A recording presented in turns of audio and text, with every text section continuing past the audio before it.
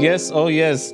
And you have tuned into Conversations with Artists, brought to you specially by Sask Music. Thank you so much for tuning into us. This is our Black History Month celebration. Now, on a technical level, Black History Month was last month. However, Michael B. Jordan did just win Best Lead Actor for Sinners. So, as per the congregation of Blackness, Africanness, the whole vibe, the whole nation, Black History Month is now until December 31st. We are now in Melanated March, okay?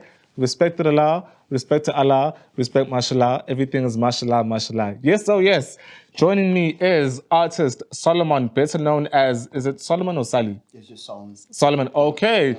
Joining me is Solomon. So we're going to be chatting with him just for a few minutes, half an hour-ish, getting to know a bit about him and his story. So a bit about Solomon. He is born in Egypt and is now based in Regina, Saskatchewan.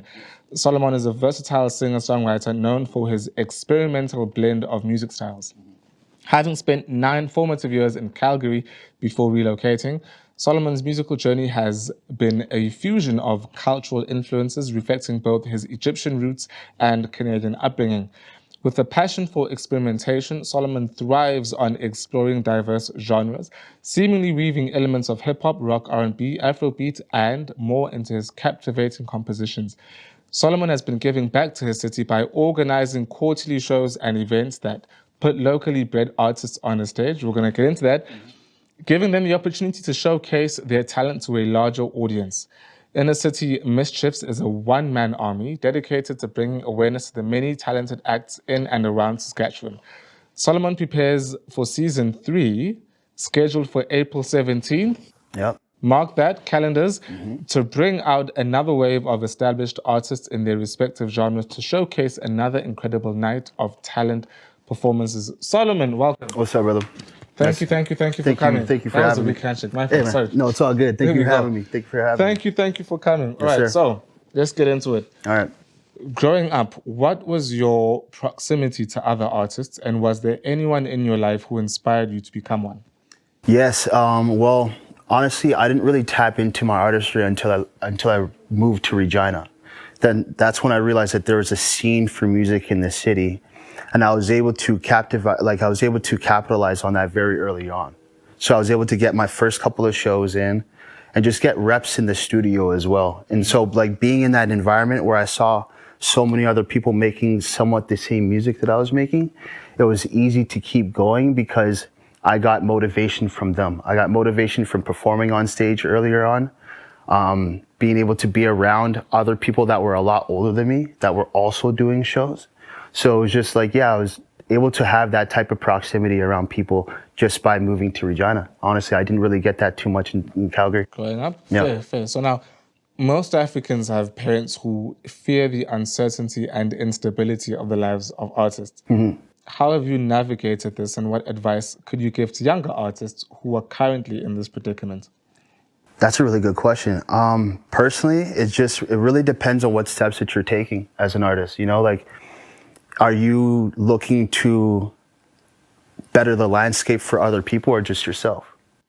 So it's what are you doing for other people? How are you serving other people as a producer or as a videographer or maybe as a photographer? How are you serving other people that it can also be beneficial for the collective as opposed to just yourself?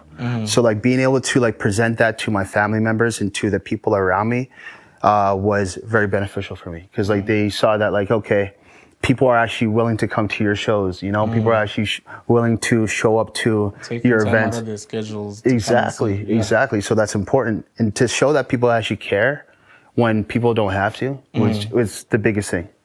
Beautiful. Yeah. So recently, I listened to "Falling Apart." Yeah. And the best you. Yeah. I'm trying to think. I think Falling Apart's my favorite one. Yeah. And it's quite clear that you experiment with different sounds sonically. Yeah. Is this intentional, or are you simply exploring until you settle on a sound that you feel you can own? Yeah, I think I've somewhat found the style that I can settle on, but at the same time, I have so much fun doing other genres. Growing up, made sure that I was listening to so many other genres where I could do that for myself, you know? So if I went to a studio session and I had to write a song for a pop artist or something like that, I know how to write pop lyrics. If I went to a show and had to freestyle on stage, I'm decent at freestyling on stage. You know, it's about having your hand in so many different categories where it's just like you're not really. I think Falling Apart is 100% one of my best written songs, and that's when I just kind of grew up with my songwriting. I was able to cohesively write a song that sounds good and that also has a catchy kind of hook to it as well, you know? So I think Falling Apart was my song showing that I'm growing up as an artist. Beautiful, beautiful. So I'd like to discuss Falling Apart just a bit more. On the Sure. song you sing, "We fall apart, that's what we are. Try to walk around with wounds and cover scars." Now, on the cover art of the song, you have an outstretched hand that is catching someone who's falling from above. Yeah. Could you talk to us a bit about the song itself and what inspired it, as well as the artwork? 'Cause Absolutely. when I first saw the artwork, I assumed it was leaning either towards either religion or mental health. And then the song subject matter was slightly different. Yeah, Quite yeah, different. definitely. Yeah, So just definitely. talk to me about the song and the artwork and for just sure. all of that. So the whole gist of that song, the whole like story behind that song is being able to walk away from relationships, even just friendships, man. It's not just about like a relationship with you and one other person, but like just being able to walk away from relationships and still keeping your head up held up high. You know, like not just looking at things like in a negative light, you know, like when I was writing that song, I was trying to have fun with writing the song. I was trying to, okay, this is where I'm at right now. This is what I dealt with. But at the same time, it's bygones are bygones. And I'm not holding it over my shoulder too much. You know, like I'm not resting on my laurels with this song. You know what I mean? So, and when it comes to the artwork, it just kind of encapsulated everything that I was actually looking for, you know, because I had someone make the artwork for me. And so realistically though, the song is about a relationship and being out of a relationship and stepping away from that relationship. That's why you see it's a girl falling into the hand and not just like any other person. So yeah, I was able to just have fun with that song, man. And I had a lot of fun writing it. I wrote that song in maybe about a day, maybe 2 days. And then I went to the studio, I recorded it within that same week. Yeah, man. Period. All right. So I'm curious, what is your relationship with vulnerability and lyricism, and how important is it for an artist to be vulnerable? I think that's how you tell your story. Because if you're holding things back, then you don't really show people your growth as an artist. You know, and that's one thing that I've always really, really wanted to focus on, because like I want people to go back to my first songs and be like, okay, this doesn't sound as good as his last released song, but it sounds like he's growing as an artist, you know? And so like, in order to do that, you have to be vulnerable. Sometimes you have to speak about a part of a story where you didn't get the upper hand, where you lost something, you know, and how you're able to mitigate that situation and how you're looking back on it now, you know? So like, I think it's everything. I think if you're not being vulnerable as an artist and you're holding back and you're not too confident about your own story. Yeah. Bit of a tricky question. It's not like a curveball, but Got you. the nature of rap is that at times it can be a competitive sport. Yeah. However, the journey of an emerging artist is often a lonely one. How have you navigated the rap scene and competition and, you know, just the nature of whether it's a beef or whatever, navigating that while still forging connections with other rappers? That's a really good question. I think, honestly, I saw the pain points in the city and what we were lacking as a city for artists, like just for hip hop artists, for Afrobeats artists. And me starting my event thing, the InnerCity Mischiefs, was what really helped me with that. Because now I can curate these artists that I've been listening to, that I actually like, that are my friends, and put them on a stage, and we can all get together and I kind of just bounce off and I kind of feed off of their energy that way. You know what I mean? So I had to create a community myself, because like growing up, we had like Trifecta Music, which was one of the biggest things in the city for like just up and coming artists. And I got my first couple of shows with them. They created a whole scene. They don't mean to swear, but they created a whole scene for us. But at the same time, once they went off and did other things, I was able to like take from what I learned at that point and create my own community. So like now I'm cultivating my own community of artists by just putting them on a stage and having a good night with them as well. So yeah, you have to create your own scene out here sometimes, Yes, Yeah. sir. Yeah. Now, speaking of events that you've organized, Yes, last sir. year you organized a concert at the Cure and you gathered all of Regina's finest talent. Mm-hmm. Talk to us about the experience of organizing that event, what prompted you to do so, and what plans you have for it this year and beyond. So InnerCity Mischief is a collective where we bring different artists that are locally bred within the city to perform on a stage. And so first season we did The Cure. We were able to sell out damn near the whole event. Like I wasn't really banking on a lot of people to show up. A lot of people showed up. We're able to sell out our tickets. Yes, he was definitely there. I was just really surprised with the outcome with that show, so I wanted to do season 2. Season 2 wasn't too bad, but like season 3, I hope it's going to be better than season 2 because I feel like we chose a different venue that is just now allowing people to perform at that venue. So being able to bring it back to the Cure, I think, is just taking it back home. I think is the best thing. Beautiful. Yeah. And what prompted you to even pursue this venture and because organizing events, Yeah, it's the tough. admin, the emails, and then you day of sorting out the PA system, people are late or early or whatever. Just what prompted you to put this on your plate and organize this?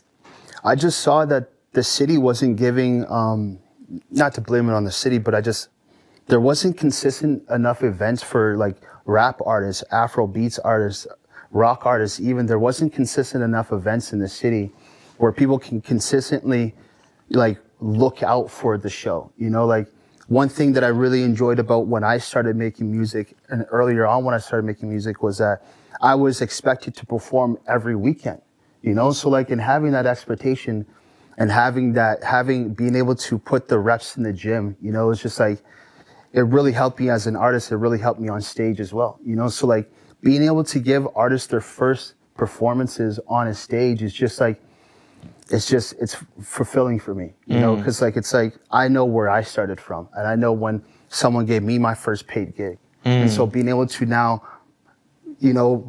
reciprocate that to someone else is just like, it's just cherry on the cake for me, brother. Yeah. Speaking of reciprocity, how long would you be able to estimate that you've been doing this for? We started in 2025 for about a year now. No, just performing as a rapper. For performing? Since 2016, I would say. Okay, and so when you started, were there any other artists in this industry artists who were senior to you, not in age, but in experience, people who are able to meet you and offer you advice or take you under their wing or whatever the case is? And have you had a moment yet where you could do that for another younger artist? Yes, I have actually. Shout out to Marvin Chan. He really helped me out. He really did help me out. He's the one that gave me my first couple of shows, paid me for my first couple of shows. And like I was performing every weekend. Like I was at the studio and then recording songs that I was going to perform that weekend. So like I was constantly within the scene and I was constantly working on something musically. And even now to this day, like I'll reach out to him when I'm about to release another single. Like he taught me how to properly roll out a single, how to communicate with blogs, and tell them that they actually want to talk, how they want to talk about your song, how they want to perform it or when you're going to perform it.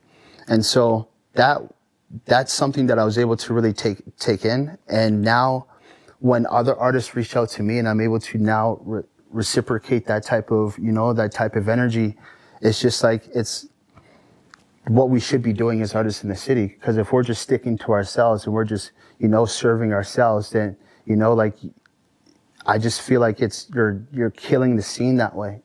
And that's why a lot of the times that like you'll find that there's only so many different opportunities in this city for specific artists, you know, like you'll find that some artists, you know, are getting more opportunities than other artists, you know, and it really depends on like your ability to have some type of online presence. But the reason why I started my thing is because I know there's so many different artists that are not getting shows, you know, and they're putting out music and they're making really good music. So if they can bring out their people and their family to come and perform on a stage that I put together, it's just like, it's cool. I get to create a family that way. Yeah. Beautiful. Yeah. So as an artist myself, I know that it costs money to make art. Yeah. You need to pay, in your case, you would need to pay studio time, engineers, producers, and then there's a whole, you know, trying to figure out how to shoot a music video. Yeah. Do you feel that there is enough legislative and community support for artists? I think there is. I just don't think artists really care to take advantage of those things. You know, I didn't realize that I could bring Sass music into my journey as an artist until I started taking it seriously. And then that's when I realized like, oh, I could write a grant.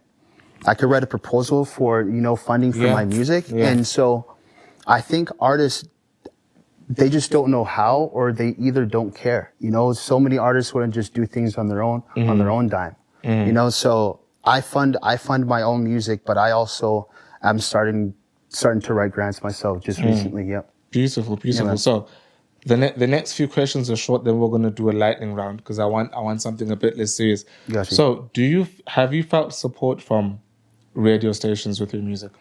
I don't think I ever really took advantage of that opportunity yet. So I think that's just something that I have to work on myself. Yeah. Now, is there any other artist you would like to work with in the city and maybe across the country? Yeah, I really wanted to get like Mercules from BC. He's a BC artist. I really wanted to get him on a song. To be honest with you, I'm just really focused. I'm putting out an album real soon, so I'm working on that. And I'm really focused on just putting out my own story without having any, you know, like any type of, like I'm not looking for features right now personally, but like I'm definitely putting out a body of my own work right now. No. Before we get to that, I want to have some fun just for a moment. So, lightning round. Are you an early bird or a night owl? Night owl. Night in or night out? Night in. Pineapple on pizza or no? No pineapple on Period. Pizza. Those of you who want to put tomatoes, mangoes, strawberries, please, we're tired. Got crazy. Aisle or window? Say that one more time? Aisle on a plane? Aisle or window? Window. Why? I don't know. I just kind of, I actually hate heights. So being able to look up from down, it just kind of keeps me alive a little bit. Okay, fair. Yes, okay, so milk before cereal or after? When you heat it before, it's like, do I pour the milk first? And then heat it up and then add cereal? Or do you pour the milk and I'm then not a psychopath, bro. I pour the cereal first and then the milk, brother. And then you put it in the microwave? No, I don't warm up my cereal. Let's discuss. Why? So it's supposed to be cold, my friend. No, it's not. What kind of cereal you making? All of them. Any of them. Yeah, Cheerios? You want soggy Cheerios, bro? Okay, well, okay, that's crazy. No, I don't. Well, I don't eat Cheerios. But I'm a cornflakes, Rice Krispies, Weetabix kind of guy. Warm though. Shout out to my people. Warm though. Hot. Nah. So you milk just roll. It's got to be cold, bro. It's got to be as cold as possible. I'll put ice cubes in that. You know what? It's Black History Month. I'm gonna let people be. You know, my guy. Okay, yes, so let us get back to the music. Gotcha. Do you have any new music in store for us? Anything on the horizon? Anything you're working on? Yes, I'm actually working on an album right now. It's called Spiritual Warfare. It's about 8 songs. And it's just like, I'm just speaking about like my run-in with just like a man that's a faithful man, but that's also messing around and not doing everything that I should be doing. You know what I mean? So that's why I named it Spiritual Warfare. I'm just talking about my journey as a man trying to stay away from things that I should be staying away from. You know what I mean? And like being able to stick to things that are good for me, you know, and the people as well, you know. Beautiful. Yeah. Now, it's spiritual warfare is a very strong title for a song. I'm just curious, what do you have a relationship with spirituality or faith? Yeah, absolutely. And how has that influenced how you move as an artist, as a rapper, in life and in this industry? Especially considering how dark things can turn and Yeah. the traps that people can easily fall into when they aren't taking care of themselves. Yeah, I think I was raised as a very, Christian based kid.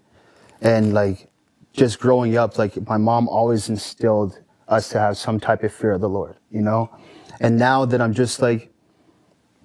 making music and I'm growing as an artist, I'm starting to realize that there's a lot of different ways that I can implement that within my music and still keep it hip hop, still keep it relatable, and still keep it somewhat along the lines of like not being too shock value and not too consumable for people to just listen to, you know? And so like being able to grow that way as an artist and being able to implement my faith into my music is now one of my biggest traits, and that's just where I'm taking my music now. Yeah. Beautiful.